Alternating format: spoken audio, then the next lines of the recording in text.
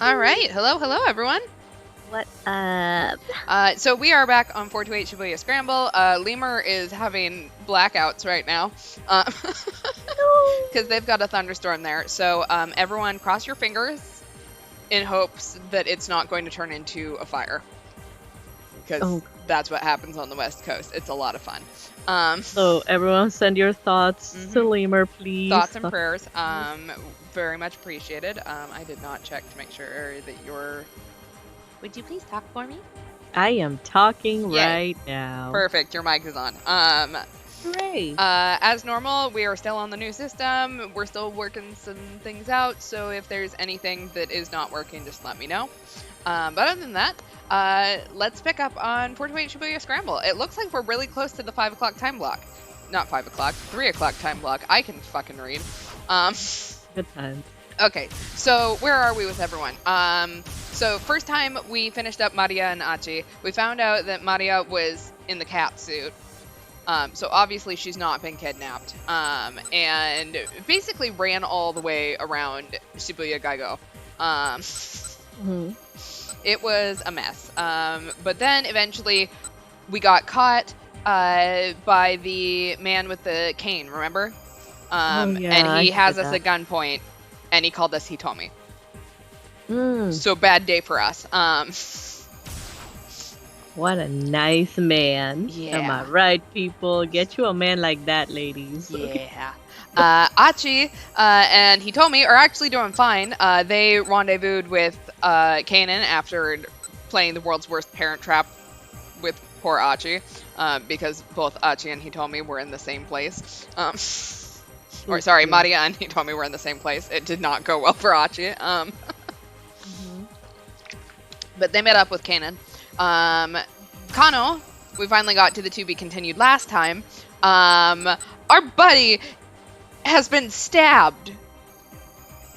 Oh, yeah. Remember, the cosplay detective got stabbed, and I'm so, like, I'm not ready for this. I don't want him to die. Right. Whose bright idea was that? So basically what happened was that we went back to trying to track the foreigner who Tateno let out. Found him. Our buddy cop made an arrest. It was so sad. And then he got stabbed and is currently bleeding out on the sidewalk. And then we hit the to be continued. Didn't we save him, though? Did we? No. Did we save... No, we didn't? No. Oh. The first, so in the bad end, he got away alive. That's right. Because he was in the cat into a suit. weird other dimension shit. That was weird. It was very weird. That came out of nowhere, to be honest. But we loved it. So yeah, we're fine. But our bestie isn't, and I'm just... He can't die. He has a wife that he loves very much. I can't tell her that he's died. Right. We don't want another Full Metal Alchemist situation on our hands. Like, I would cry for real. Like, I would cry. We're gonna go with Minorikawa, so I'm gonna do Osawa first. Osawa, we found out, did some really shady things with his vaccine. So if you remember correctly, he made the antidote to the WA virus, except for the fact that it hasn't been tested on humans, except for the fact that it has been tested on humans, which we found out earlier in the time blocks. And we also know that it was tested on humans because somehow Hitomi caught the WA virus, and Osawa injected her with it. Yeah, I think somebody sabotaged her some way. I don't know. Yeah. So his whole sort of putting the pieces together was that someone infected Hitomi with WA virus so that he would inject her with the antidote. So that the antidote was now no longer in the lab. So all they need is her blood in order to reconstruct the antidote. But we've hit a keep out with him. So we have to go back to Minorikawa, who is riling up poor fucking diners at the cafe. He met Rumi, who is Kano's sweetheart. She knew the Midoriyama twins, The Midoriyama twins, the Osawa twins, who won the Miss Midoriyama contest, which is one of his newspaper things. So she gave him their name, and right now we are trying to decide whether or not to stick around. Yes. As we visit the Osawa residence. The waitress should spit in Minorikawa's drink. Oh my god. That waitress has all of my respect, man. Oh yeah, I would definitely slap him in the face if I had a chance. Okay, so Osawa hasn't showed, Okay. despite the fact that, you know, we keep knocking on the door for him, because weirdly enough, he's got some problems going on of his own right now. So would we like to wait a little bit longer or head to our next interview? I think last time we did head to our next interview. We did, yes. So let's do A this time and Oh, see whoops. what happens. Oh, well, same thing. Okay. We'll keep going on this. We did B instead. Yeah. Oh well, I'll have to come back later. Minorikawa decided he'd better get to his next interview. He started to head back towards the taxi. And last time we saw poor Osawa being let out in handcuffs, so... Oh yeah, good times. Mhm. A woman's voice came through the intercom. Who is it? Me. It's Minorikawa. Where would I know you from, Mr. Minorikawa? Oh, you know, here and there. I mean, there's only one Minorikawa, really. I don't have time for such nonsense. Please be on your way. I'll give you a cookie. No, I'm not going anywhere until I get an interview. Interview? Who are you with? The woman's tone had changed now. Oh, sorry. Interview. Who are you with? Maybe Minorikawa could simply talk his way through this. This is a piece for the 4-star general gossip. I don't know what we're expecting here. Ah, perfect. I've been wanting to talk to them. Was this one of Miss Midoriyama winners? Ooh. Or perhaps it was the girl's mother eager to boast about her daughter's achievement. I assume you're familiar with defamation of character? The woman said. What are you talking about? Article 230 of the Penal Code of Japan defines it as any attack against a person's reputation or societal standing. It's a very serious crime. I know what it is, Minorikawa said. What's your point? It's Minorikawa. I'm here to have an affair with your husband, man. Yeah. He would. He had a bad feeling about this. Why discuss libel laws right before an interview? Oh, I'm not letting you get away with telling me you've forgotten. I wonder if you'll remember once I bring up charges. Her tone was calm and level, but laced with malice. You're talking nonsense, lady. Are you the mother? I've got business with your daughters. Put one of them on the line. Nonsense? The woman's wrath radiated from the intercom. It's your 4-star general gossip that specializes in nonsense. Her voice was so loud that it was cracking. Detective, arrest this man. He's a criminal. Detective? Huh? You don't really think I'd fall for that, do you, lady? Who do you think I am? I'm Minoru Minorikawa. Yeah, unfortunately she's not bluffing. Oh yeah, fuck. He crossed his arms and stuck a defiant pose. Oh shit. Oh fuck! Ah! And then the front door opened and several men came trotting out. Sir, One of the men said. we'd like to ask you a few questions. Oh shit. At the word, sir, the man flashed his badge, and Minorikawa turned to run on reflex. Oh fuck! She hadn't thought that she'd actually send detectives after him. Just what the hell had Heaven Publishing done to her? Never mind, he needed to get out of here. He couldn't afford to get arrested now. Oh, Rip. well, Oh, well, he's going down. that didn't end so well for us. Yep. Is this a bad end? Out with it! You abducted that girl, didn't you?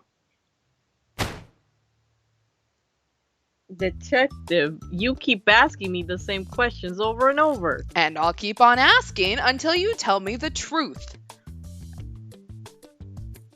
Look, ask all you want, but I can't tell you what I don't know. Then let's go back to the beginning, shall we? Oh, cut the crap. I don't have time for your games. As a matter of fact, you have plenty of time. I can assure you of that. The stubborn detective flashed him a grin.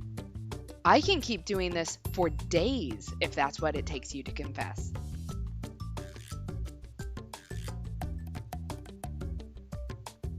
And so the interrogation went on for hours. In the end, once his innocence had been established, Minorikawa was finally released. He wrote a scathing indictment on his experience. Oh, scathing. Wow. Okay. The report shook up the system in a major way.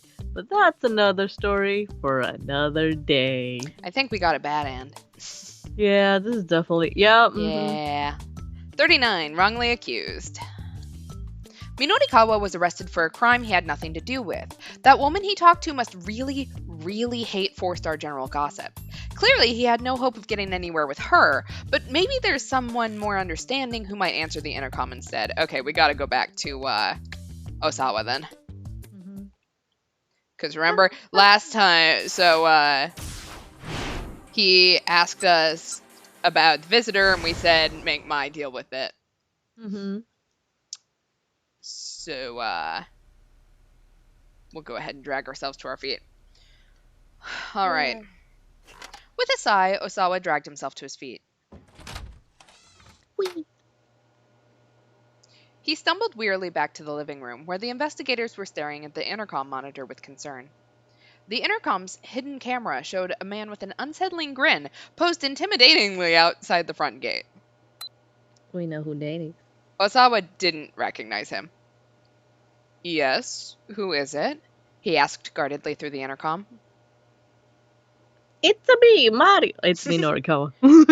And where might I know you from, Mr. Minorikawa? Oh, you know, here and there. I mean, there's only one Minorikawa, really. Are you playing games with me? I don't have time for that. Please, just open up. There's no way I'm letting you in, Osawa said. But the nonsensical badgering continued. Look, just hold your horses. I'm here for an interview. You got that? An interview? That's right. It's a piece for 4-star general gossip.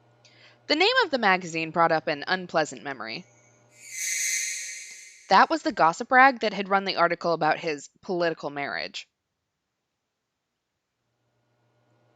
Wait, this is for one of those kind of articles? What do you mean? Those kind of articles. I'm just looking for an interview. The man's tone was both high-handed and belligerent. Like hell you are. I'm not talking to anyone from the gossip. You're not the one I'm here to talk to. I want an interview with your twin daughters. My daughters? I understand they won a shared prize for a beauty contest at Midoriyama Academy. If you wouldn't mind my interviewing them, Furious, Osawa cut off the intercom. This was no time to be indulging someone else's nonsense. Yay, what gives? The man was shouting so loud his voice carried past the gate and through the front door. I'm begging you out here on my hands and knees. He wasn't actually on his hands and knees. Osawa could see that clearly through the intercom monitor. If your daughters aren't home, can you at least tell them I want to get in touch with them? Mr. Osawa, Kajiwara said, frowning. This isn't a good time to have someone drawing attention to your home. All right, I'll get rid of him. Osawa hurried out of the house, confronting Minorikawa through the front gate, and we have a jump there. The journalist had a tenacious look that immediately marked him as a member of the media. Give me your business card, Osawa said. I'll have them get in touch with you later. He took Minorikawa's card, then went right back inside. Back in his study, Osawa tossed Minorikawa's business card into the trash. What a nice man. Unable to think of what else to do, he tried the internet fortune teller again. And I think we might have... let's see, we got the same one that time. It looks like we have changed again. Okay. I guess we can jump. Well, we're not at a keep out with them, so... Oh, okay. Let's, get back to where we were. And in theory, this scene should have now changed. Suddenly, a man's voice came through the intercom. Yes? Who is it? I love doing this twice. Yo, mama! No, okay. It sounded rather guarded. It's Minorikawa. Where might I know you from, Mr. Minorikawa? Deja vu. Okay. Oh, you know, here and there. I mean, there's only one Minorikawa. Really. Are you playing games with me? I don't have time for that. Just open up. There's no way I'm letting you in. Why not, Daddy? Okay, this discussion was getting them nowhere. Minorikawa decided to take a more direct approach. Look, just hold your horses. I'm here for an interview. You got that? An interview? He'd taken the bait. Most folks could hardly resist the word interview. That's right. It's a piece for the 4-star general gossip. Wait. This is for one of those kinds of articles? The man sounded angry now. Well, what do you mean? Those kind of articles. I'm just looking for an interview. Like hell you are! I'm not talking to anyone from the gossip. You're not the one I'm here to talk to. I want to interview your twin daughters. My daughters? Yeah. No parent would deny their children a chance in the world to get their achievements spread. I understand they wanted a shared prize for a beauty contest at Midoriyama Academy. If you wouldn't mind me interviewing them, Then the intercom cut out before Minorikawa could finish. Hey, what gives? I'm begging you here on my hands and knees. But not really. He wasn't actually on his hands and knees, but whoever was on the other end couldn't see that, I'm pretty sure. If your daughters... if your daughter... Oh yeah, he definitely can see that. Well, actually, Oh, for sure. If your daughters aren't home, can you at least tell them I want to get in touch with them? Please. He wasn't even using the intercom now. He was just shouting over the gate. The man stepped out of the front door. Give me your business card. He said. I'll have them get in touch with you later. The man had a somewhat stricken look on his face. This had to be Kenji Osawa then. Wait, hold on. Osawa? Now Minorikawa recognized him. This was Kenji Osawa, the permanent virologist who worked for Okoshi Pharmaceutical. 4-star General Gossip had run a scandalous article on him in the past. Minorikawa remembered reading it. He held out his business card, and Osawa snatched it from him. The virologist started to head back into his house. Please see that they get back to me, Mr. Osawa, Minorikawa shouted after him. They will not. And they won't ever call you back, bitch. Then he noticed something odd. It was the middle of the afternoon, but every window in the house had its curtains drawn. That's hella sus. That's what I call in the business hella sus. That combined with Osawa's demeanor set off alarm bells in Minorikawa's head. He knew he was onto something. He couldn't linger in the Osawa residence any longer than he already had. He needed to get to that theater ASAP. He hurried back to the taxi and told Kimizuka to go. Back to our taxi music. Whee! Sexy taxi music. It's the fuck music. Hi. Minorikawa Osawa is clearly a vampire. Yeah, you're right. Definitely a vampire. Totally felt that one.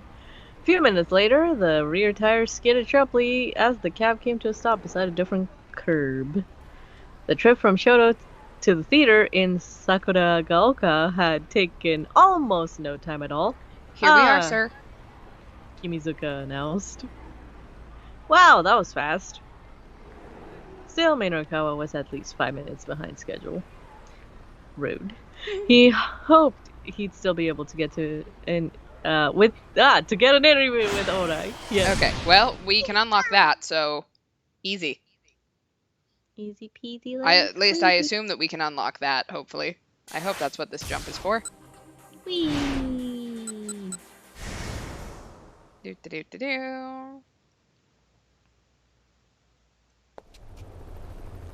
Hey, buddy. Jumpity jump. Time to jump. Let me in. Let me in. Minorikawa got his wallet out of his jacket to pay for the driver. Oh no. Kimizuka said, waving a hand. Don't worry about the fare. Huh? Why not? There's still plenty left over from what you paid me earlier, sir. That's what I meant by special fare. Oh, that's right. He'd paid Kimizuka a whole 10,000 yen for taking him to Endo Electronics earlier. But, I mean... I'm not the sort of person to keep the change, as it were. Oh. Kimizuka said. Minorikawa felt a surge of pride at those words. You're my kind of guy, Mr. Kimizuka. Wanna go out? A man on the job can always count on Hachiro Kimizuka's taxi. The driver grinned. Now go on. Go. Oh, thank you. I have a feeling we'll meet again. On a date! Okay, no. As Minorikawa entered the theater lobby, he saw a bunch of flower bouquets, patrons' gifts of appreciation. Among the names of the senders were celebrities he'd recognized. The largest of the bouquets was sent by Kokichi Nakamura of the secret society Chunsoft. The next largest came from Marutaru Ishihara from the government organization Joy Art. Following that were from the actress Barako Rose, popular scenario writer Ebisu Ippomatsu, Tohoku Bus Tours Company Limited bus guide Kimiko Amo, professional baseball player Masa Narikiyo, the ventriloquist Shin Shin, ukulele player Hawaii Matsuda, online TV critic Genzo Akitsu, and so on. A ukulele player? Damn. No, that's what I'm interested in. Okay, now. Evidently, the Wandering Angels were a pretty popular acting troupe. All right, Wandering Angels, episode 4. Novice actor Takuya Amo, despite his nervousness, gave a creditable performance as Shiro as the production got underway. But as the show continued, his inexperience became apparent. He went on stage for the big wire action scene, having forgotten to attach himself to the rigging. Tozuka was quick to act. I all of a sudden can't read. Rushing on stage in the improvised role of assassin with an Edo accent #1, and fixing a rope to Amo's back during the confusion. Continued in episode 5. Oh, yeah. Episode 5. People were setting out pamphlets and flyers out at a nearby table. There was a palpable tension in the air. The crew seemed skittish as they went about their work. He's late! Someone shouted out all of a sudden. Oh, that's me. It was a man over the corner of the lobby, railing angrily to nobody in particular. Why the hell hasn't that journalist shown up yet for the interview? Looked like he'd been waiting on me to Horikawa then. Oof. What's his deal pulling this while we're this busy? And the word goes to you. Okay. Well, I guess that's Shinosuke Orai. Hey, I've been busy myself, Minorikawa said, keeping his composure. Trust me, I know how it goes. Huh? I'm a diva too, bitch. Who the hell are you? I'm the guy you've been waiting for, Mr. Or I. The man glared at him. It's Arai. He said, "Oh, anyway, I'm in Orikawa. Sorry to keep you waiting. Though really, a short wait is a small price to pay for the chance to be interviewed by me." Well, I hope you appreciate how valuable my time is now that you're taking it. Snapped Odai. Wow, someone sure has a high opinion of himself. Minorikawa replied. Look This who's is- talking, bitch. I know, this is like pot calling the kettle black. Yeah. He marched up to Odai. Damn right I do. I'm Shinosuke Arai. The theater man got right up in Minorikawa's face. Like anyone even cares. Oh! No. A jolt of tension sparked between the two men. Now kiss. Around Right. this time, there's a similar jolt of tension between two other people, Kenji Osawa and Mamoru Tanaka. It's like, I'm your blind date. Nice. Okay. I beg your pardon? A woman interrupted. Mr. Arai does have a schedule to keep. Who are you, miss? Tsukuzawa, I'm the producer. Well, listen, Sue. I'm in the middle of an interview here. Please don't interrupt. It's getting very sexual right now. What? That's how you conduct an interview? Yeah, that's right. This is how I roll. Look, whatever. But I growled. Let's just do this already. I thought you'd never ask. Fine by me. Let's get a room. Oh, this is a nice room. The two men sat down at opposite sides of the table in the lobby.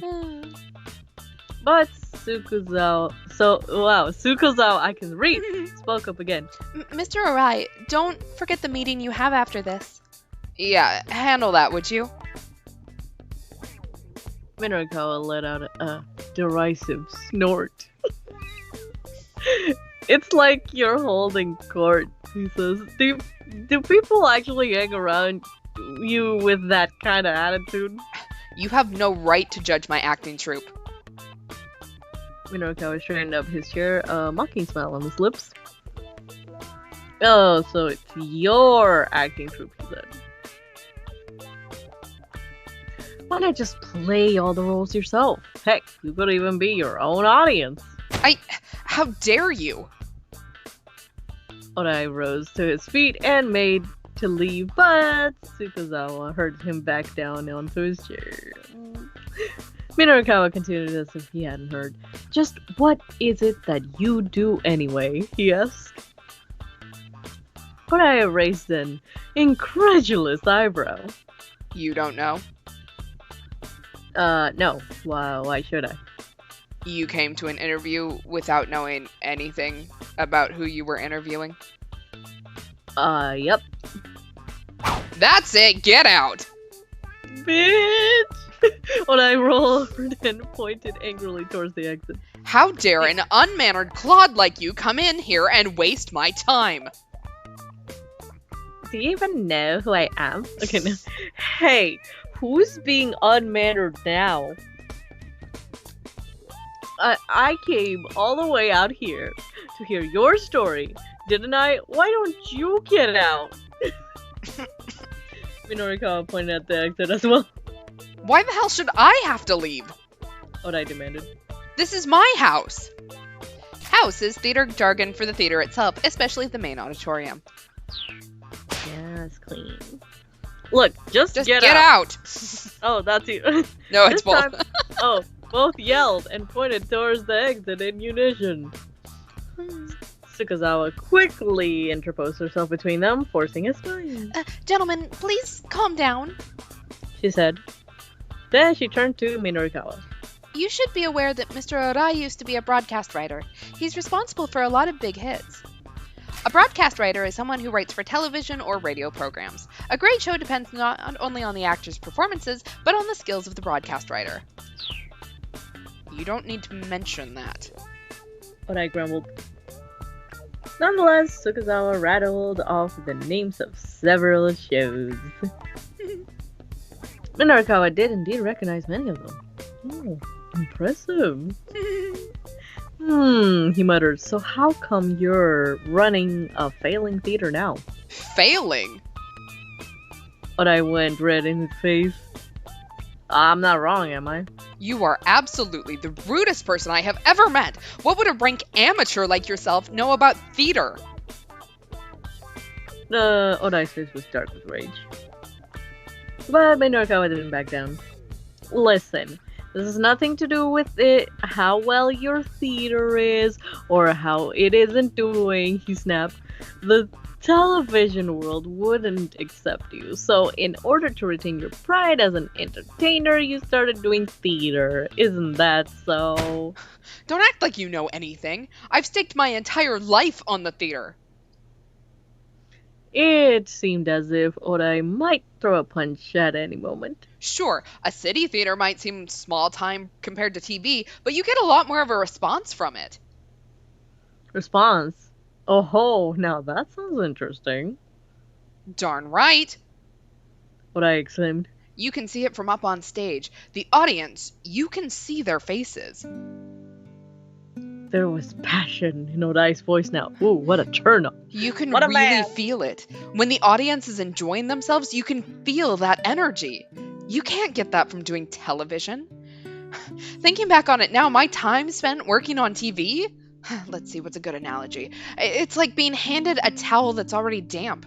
No, that's not right. Okay, so a better analogy would be... And without further preamble, Odai began talking about his tribulations back in his broadcast writer days. Minorikawa smiled inward.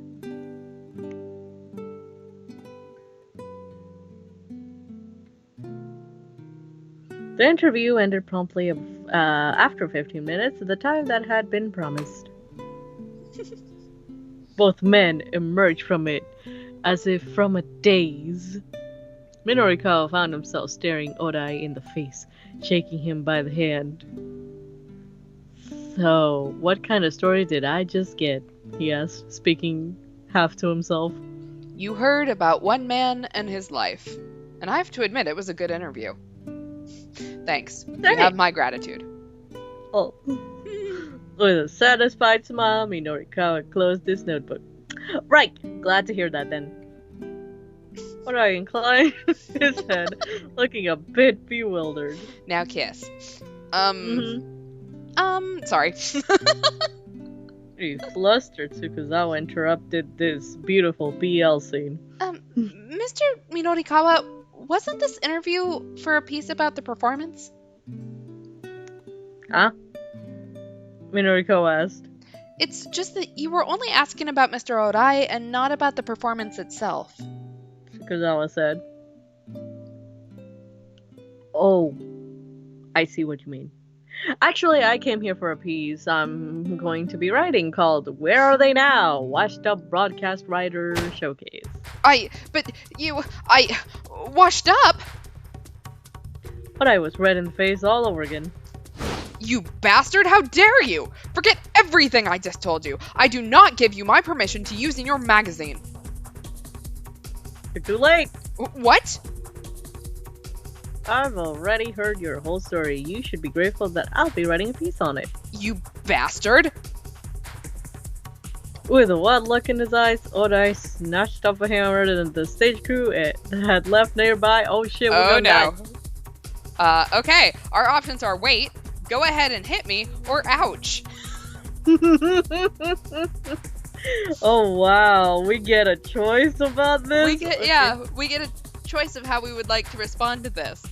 I'm an asshole, so I can almost guarantee which one I chose first. But, Minorikawa had a vibe going on, and now you're not getting a second date. Oh yeah, definitely. yeah, He would I think not. we've really ruined our chances on this one. Oh yeah. Hit me! Alright. Okay, so they said hit me. We're gonna get hit. Go ahead, hit me! Oh, well, I'll hit you alright.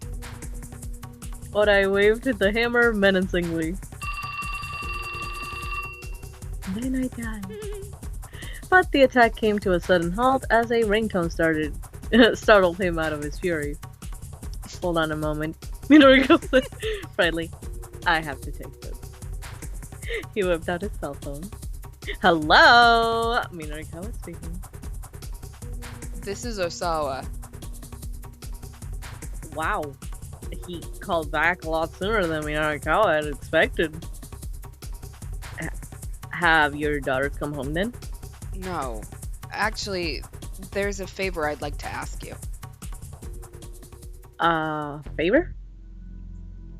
Minorikawa thought back to his visit to the Osawa residence. The drawn curtains had stricken look, and the stricken look on Osawa's face, Minorikawa's instincts had sensed something significant going on. Apparently, getting the full story wasn't gonna come without some cost. A favor, huh? Is it something urgent? I'll pay whatever I have to. I just need you to look into something as quickly as possible. Oh. His voice had a telltale desperation of a man who'd been backed into a corner. Alright, Minoriko said. I can help you out for a little while. Osawa hurriedly explained what he was after, then the request was a strange one. He wanted Minorikawa to look into a scandalous article the 4-star journal Gossip had run about him in the past. What makes this so important? Do I have to say? I mean, you're asking me to look into something without explaining anything? Yeah, I know, right? Lurking nearby with an obvious irritation. Minoriko would need to calm down. The erstwhile broadcast writer, or else his interview really would be for naught. He decided to bluff both men at the same time. Like a pro. Let me just say one thing, he said into the phone. He made sure that he spoke loud and clear so that Orai would overhear. I want to tell the world this story too. No, I need to tell it. If I don't feel that way about something, no amount of money in the world will get me to write an article on it. That's my pride as a writer at work.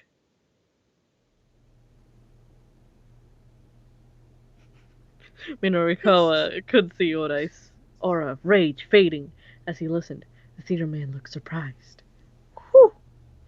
Meanwhile, Osawa had decided to open up a bit. All right. He said, I can't share all the details, but... Okay, he's in a talkative mood now. Smooth. Yes. Okay. Good job, Minorikawa. So let's see. This is going fine. The power balance of the entire world might be at stake here. Osawa continued. And I mean that quite literally. I can tell you more after you're done investigating. Wait, was he serious? How could the world's balance of power hinge on looking into the same alleged marital affair? It was absurd that Minorikawa had to fight the urge to burst out laughing. A person would need to be out of his mind to believe a story like that. But Minorikawa wasn't the average person. And sometimes the truth was so ridiculous it was really stranger than fiction. So I wasn't lying. Minorikawa's instinct told him that much. Alright, he said. I'll check the editing department's notes from back then. Minorikawa felt excitement building. Things were really getting interesting. For the moment, he nearly forgot Toyama and his troubles.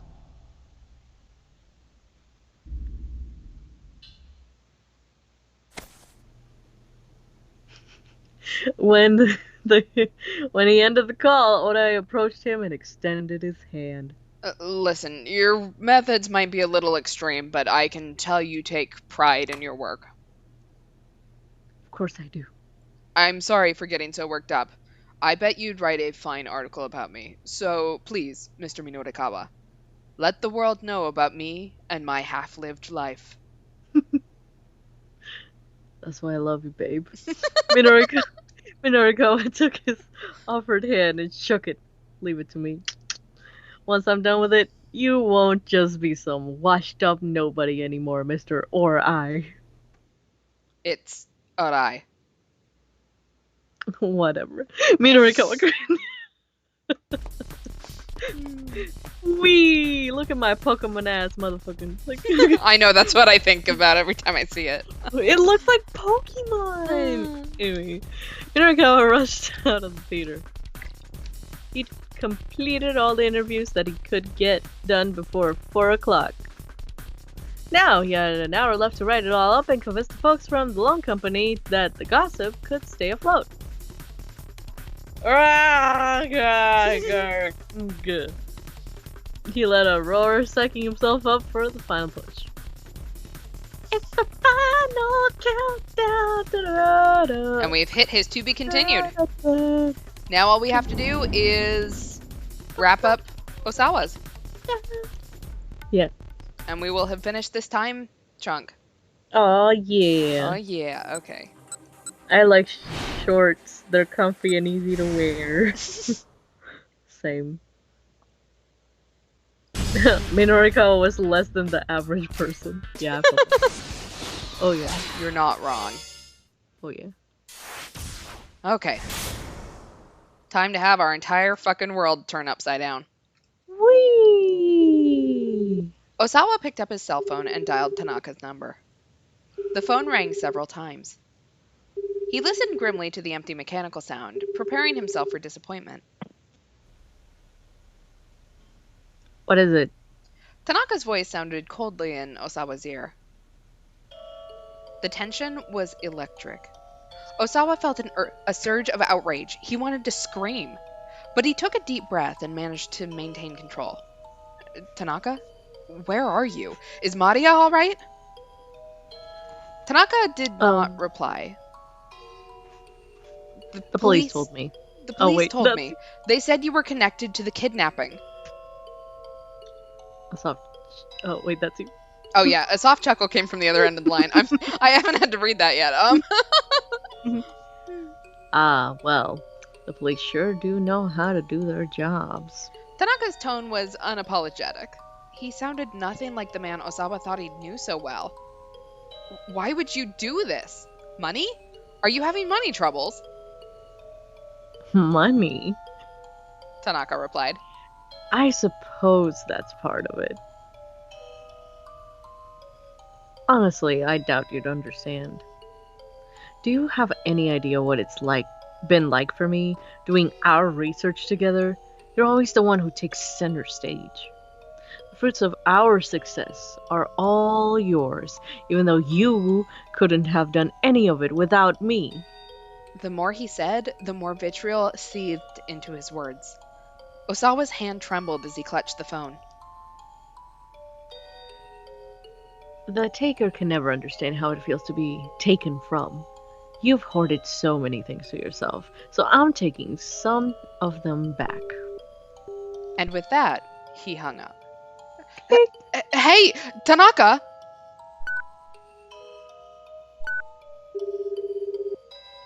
Osawa dialed the number again, but Tanaka didn't pick up.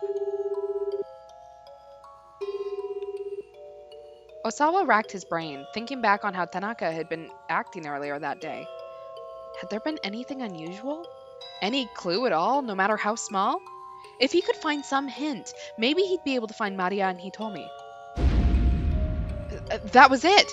I had been suspicious of Tanaka all along, so much so that she'd planted a bug on him hidden in a tie clip. Mm-hmm. Her suspicions must have been pretty strong. Wait. Osawa recalled what Kajiwara had said. But still, if she is that worried, giving a tie clip as a gift is a bit...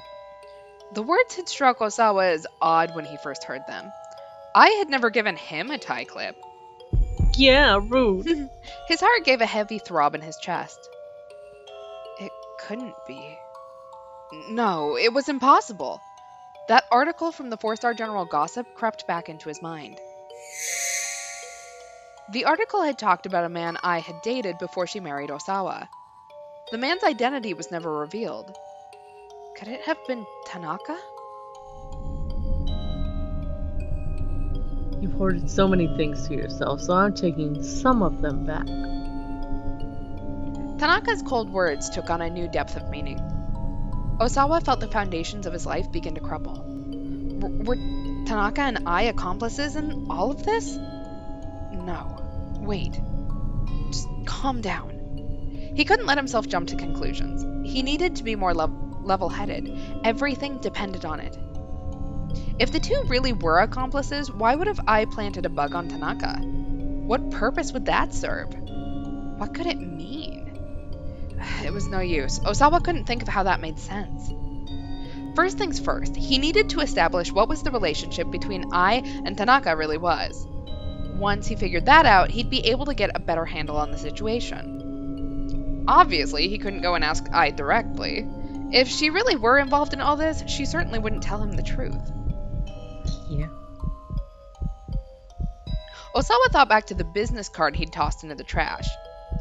He didn't relish the thought of getting help from that scavenging hyena, but now was no time to be picky. If he wasn't able to leave the house, he needed someone else to do some investigating for him. The freelance writer, Minoru Minorikawa. He was Osawa's only hope. He's dead. And we've hit our to be continued. He's dead meat if he's counting on him. No, just kidding. Yeah, really. We have finished the 2 o'clock time block. Aw, yeah. All right, here's our preview.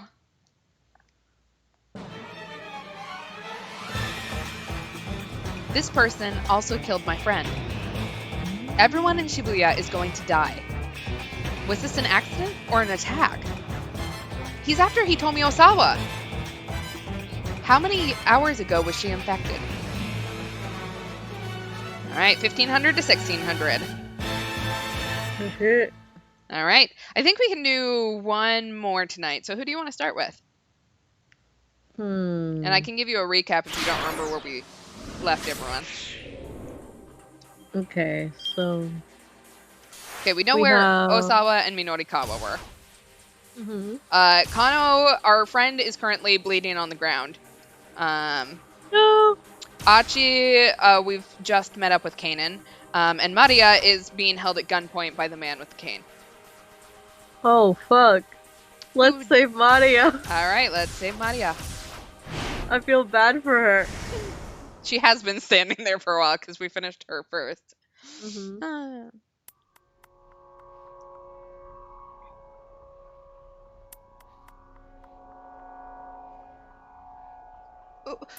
Wait, hold on. Is my name Hitomi Osawa?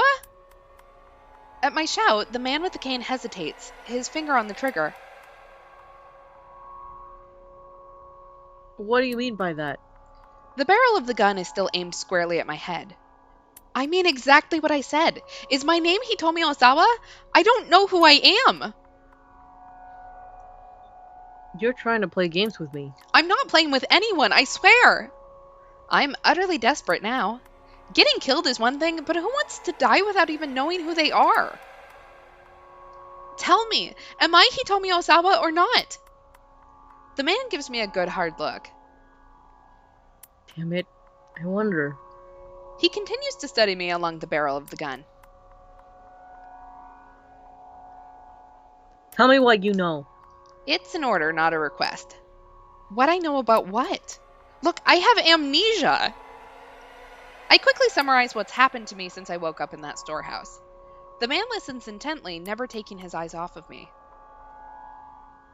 Oh, I see. So that's what's going on then. Once I'm done with my story, the man with the cane sits down on an empty soda crate. Seems he believes me at any rate.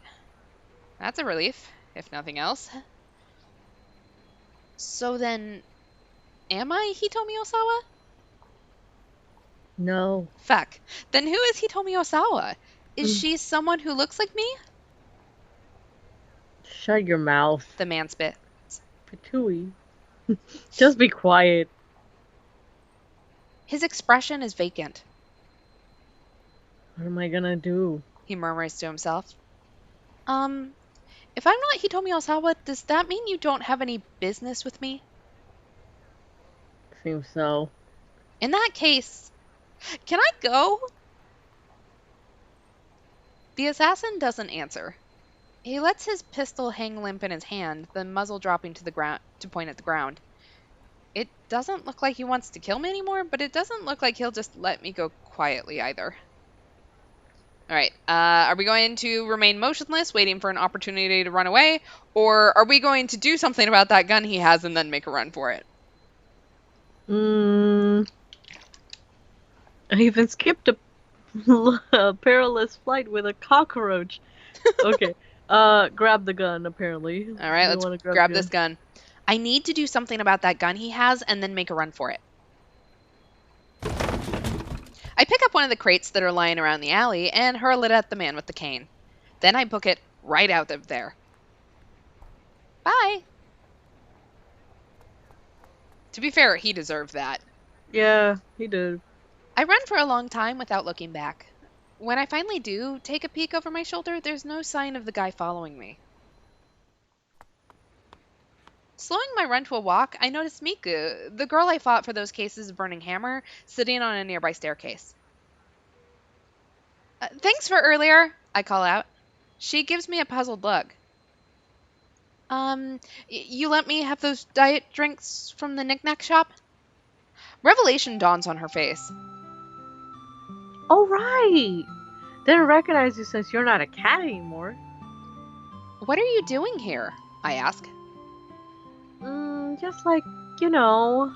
She gives me a half-hearted smile. Say, where'd you learn Aiki Jujutsu? Huh? The question catches me off guard. I don't know what to say. Your Aiki Jujutsu, where'd you learn it? My Aiki Jujutsu? Now that she mentions it, that's a great question. I mean, I must have learned it somewhere, or my body wouldn't have moved the way it did back then. I wonder who taught me. Try as I might, though, I can't remember. Miku interprets my silence as a refusal to answer. She lets out an annoyed snort. Well, what is it, a trade secret? Fine then. How long did you train? Not that long, I guess. Probably. I'm just trying to avoid telling her I have amnesia, but she obviously thinks I'm being secretive. She says angrily. After losing you, you have completely fallen apart. I've lost everything. You know how that feels? Feel like you've lost a hold of the thing that makes you you? I nod with conviction. I do know. I've lost things too. Like my memory. You do? Well, I just can't take this anymore. I'm having a complete breakdown of identity. I mean, I'm saying this having lost to you and all, but a long time ago. Do you mind if I tell you some stuff from a long time ago? Identity, developmental psychologist Eric Homburger Erickson was a key proponent of the concept of self-identity, the ability of individuals to continually and reliably know who they are and what they should do. Anyway, so a long time ago. And so Miku launches into her story.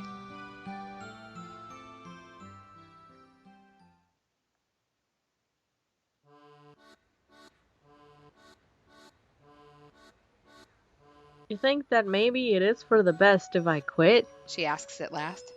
By now, 15 minutes or more have gone by.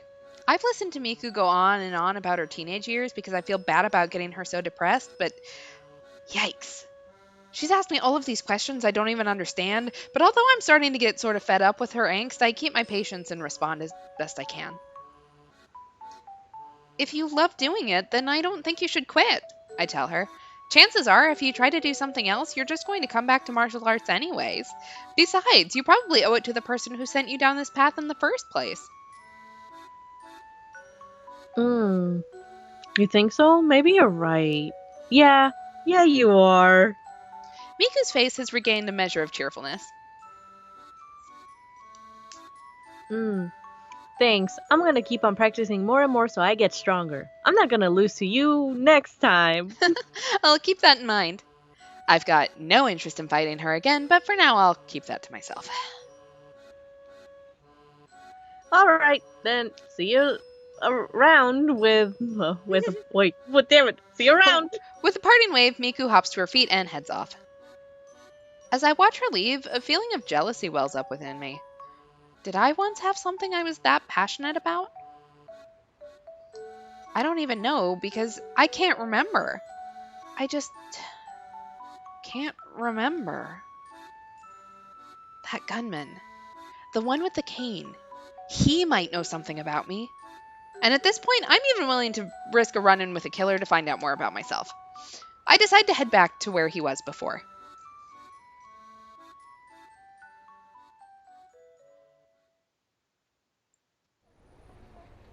When I arrive at the alley, though, there's nobody there. Paradoxically, I'm both relieved and severely disappointed. Then I happen to notice something lying on the ground. What is it? I pick it up. It's a notebook. Slipped into the back cover is a photo showing 2 boys and a girl.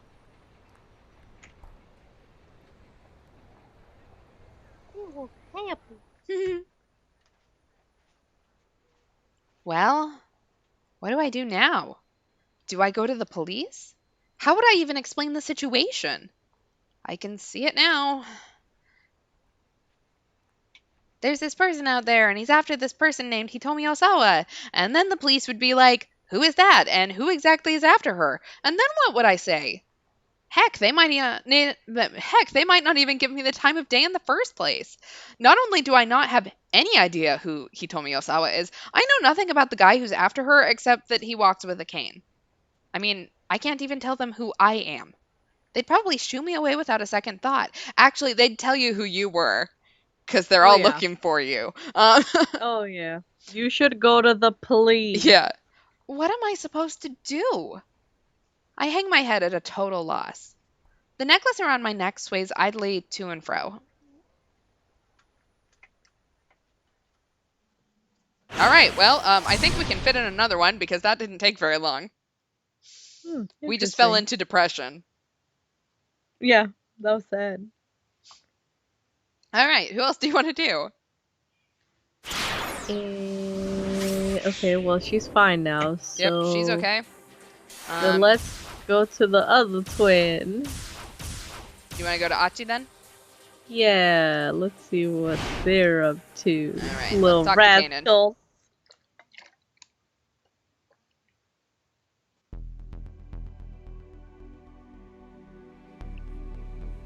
Kanan led them into a narrow back alley. The moment she stopped, Hitomi spoke up. Members of SOS don't come by here very much. Word has it that in this place, around 10 years ago, one man beat the crap out of 7 street toughs in the blink of an eye, all by himself. Over time, people have offered various theories, that he was an assassin, that he was some foreign soldier, even that he might have been a ghost, and to this day, the urban legend lives on. Okay, why was my sister kidnapped? Wow, voices. Before I answer that, there's something I need to tell you. Kanan said. Her tone was cold and sharp. I've come to Japan because I'm on a mission. I'm not at liberty to discuss all the details. Alright. Hitomi gave a slight nod. To answer your question, Maria was kidnapped by mistake. What? Hitomi gasped. Why? Because this kidnapper isn't after Maria. They're after you. Who's after me? The mastermind behind this whole thing. Kanan said. Her tone was matter-of-fact. Whoa, hold on, Achi interrupted. What do they want Hitomi for? Stuff. That I cannot say. Well then, who is this person? I can't tell you that either. You see, their sex, nationality, age, appearance, just about everything about them is shrouded in mystery. So there's honestly not much I can tell you. Achi and Hitomi stood dumbfounded. What gives? Achi said. So you're saying all you know about this person has some lame name like Mastermind? Hitomi turned to whisper in his ear. Mastermind isn't actually their name. Mastermind is originally used solely to refer to someone of remarkable intellect. The term first took on its criminal connotations in the 19th century.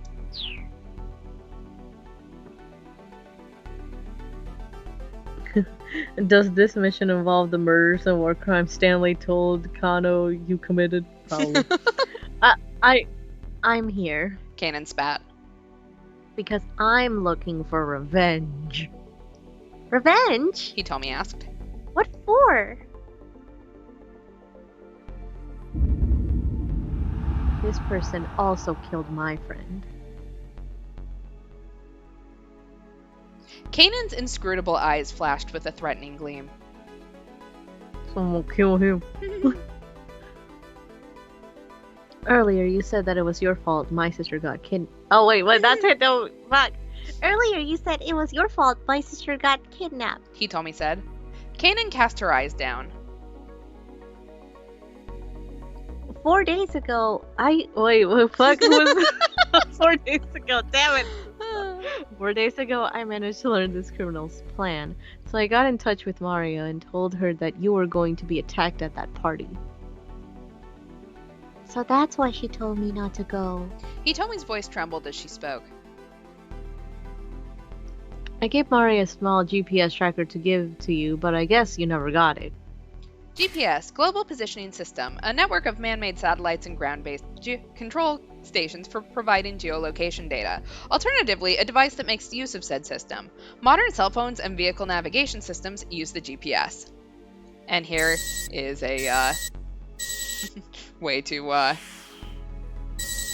Neat. da-da-da-da, that's how GPS works. Oh, Hitomi shook her head. I see. She must still have it then. Wait, so then my sister... The color drained from Hitomi's face as she understood. Yes, Kanan replied. Maria acted as a decoy and let herself get kidnapped in your stead. Hitomi swayed on her feet, shocked to the verge of fainting. Achi hurriedly reached out and caught her in its arms. But wait, he said to Kanan as he held Hitomi up. I don't get that either. Why didn't neither of them go? Then nobody would have been kidnapped, right? I mean, why did her sister need to go and act as a decoy? Kanan let out a tiny sigh. If she hadn't gone to the party, the kidnaps would have just found some other opportunity to come after her. Okay. Achi nodded. That sort of makes sense. I'm betting that Maria's plan was to use the GPS to lead me to these guys' hideout. She wanted to keep her sister safe, and also figured she could help me with my mission. To kill a man. This is the sort of scheme she'd think of. So then can't you use the GPS to locate Hitomi's sister? Achi asked. Kanan shook her head. Boy, I would've. The GPS hasn't been powered up since she was kidnapped. It's possible the kidnappers took it from her. Wait, what? So after all that, even you can't find Maria? Achi slumped his shoulder in disappointment. I didn't say that. What do you mean? I got some intel from those syndicate members we met earlier. Apparently, sometime this morning, they put Maria into a blue minivan. And since then, they've been moving her all around Shibuya. Achi and Hitomi exchanged glances at the mention of the blue minivan. Unfortunately, Kanan continued. those operatives didn't know what the current situation was exactly. Maria spent some time in a cat suit. Nice! So, we're back to the blue van then. So we're back to the blue van then. Achi hurriedly explained what they'd been through so far. He mentioned how they'd first seen the blue van where the kidnappers had told Hitomi to find it. He also described how first the man with the cane and then a host of others had come after them. He got a little sidetracked here and there, but Kanan quietly listened to the end. And then we ate spaghetti at the mall. And then... Can you imagine? And then some dudes were staring at Hitomi, so I went over there and said, "Dude, what are you looking at?" I love it. I bet that was his favorite part. I see. She muttered. You didn't save me any spaghetti. I see how it is. So then, what do you think? Achi asked. Seems like we messed up their scheme a little, huh? Whatever the case, this man with the cane concerns me. Kanan said. I doubt he's working with the others. I don't know what that means. Maybe that's it. Some guy who isn't involved butts in, and it throws everyone off their whole plan. Kanan nodded in agreement. Because you and that man with the cane showed up, she said. They couldn't leave the minivan where it was. They took a sensible precaution. But then, if you think about it, isn't this an opportunity for us to turn the tables on Mr. Mastermind? Kanan flashed him a faint speculative smile. I like you. I wonder about that. Aw, come on, Achi grumbled. You're such a buzzkill. Okay. Any well-made plan has a good solid outline, which means that even after it has come to fruition, it's easy to trace things back to the planner. Is that how it works? Yeah. By contrast, if you achieved your goals using accidental means, the outline becomes blurred, and it becomes harder for anyone outside looking in to grasp what the actual plan is. Achi swallowed hard as he took in the gravity of the situation. Well, but, I mean, like, if there's an accident, people are gonna for sure panic, plan or not. The corners of Kanan's lips curled up. Typically, I suppose. She said. Oh wait, let's see who it's supposed to be. Must be you. Okay. But the people who are after Hitomi not only have put together a perfect plan, they've supposedly left certain tiny holes in it. And so we can't even figure out who they are. The outline of the plan is always way too blurry. Achi had no response to that. It was like he was hearing about some completely different world beyond the one he knew. If what Kanan had said was true, he'd been dealing with opponents that were on a level way above his own. This is not about recycling anymore. I know. In any event, since these people are after you, it'd be best if you didn't wander around at town anymore. Kanan told him. By now, Hitomi had recovered. She stood up straight and shook her head. Where am I? No, I'm going to find that blue minivan. My sister is in danger because of me. I can't abandon her just to save myself. Yeah, that's right. Achi patted Hitomi on the back. And if that's what you're gonna do, then I don't care who we're up against. I'm with you in this till the end. Heck, it's too late for me to back out now. That ship has already failed. Hitomi giggled despite herself. It's already sailed, Aji. Yeah. Kanan let out another little sigh. I should Alright, you love birds, just make sure you're extra careful. She said. Can't count on getting bailed out of trouble like you have before. I understand, Hitomi said. Her eyes showed no trace of doubt or fear. Kanan gave her a slight nod, then quickly disappeared down the alleyway. Hope you have a nice marriage, you two. Right then, Achi said. Want to get back to looking for that minivan? Hell yeah! Then he stopped, remembering their previous efforts. If they just heedlessly wandered around town, they'd probably end up in the same trouble they'd encountered before. They'd get chased by the man with the cane, or by the kidnappers, and their search would be interrupted yet again. What should they do then? There had to be a better way. Achi happened to glance upward and caught sight of a surveillance camera installed on one of the streetlights. That's it! Huh? God, I can't believe I didn't think of it before. Hitomi peered at him, startled by his sudden shouting. We just need to use my old man's surveillance cameras, and this will be a breeze. Achi took Hitomi by the hand and started running. His destination, the security camera monitoring room in Dogensaka. Oh, yeah. Achi didn't slow his pace until they were nearing their destination. Then he turned to look back at Hitomi. He was about to ask if she was doing all right when someone close at hand called out to him. Hey, mind if I ask you something? Have you ever heard of SOS? Achi stopped in his tracks as a stranger stepped in front of him. The guy looked too old to be picking a fight with SOS. Achi regarded him with suspicion.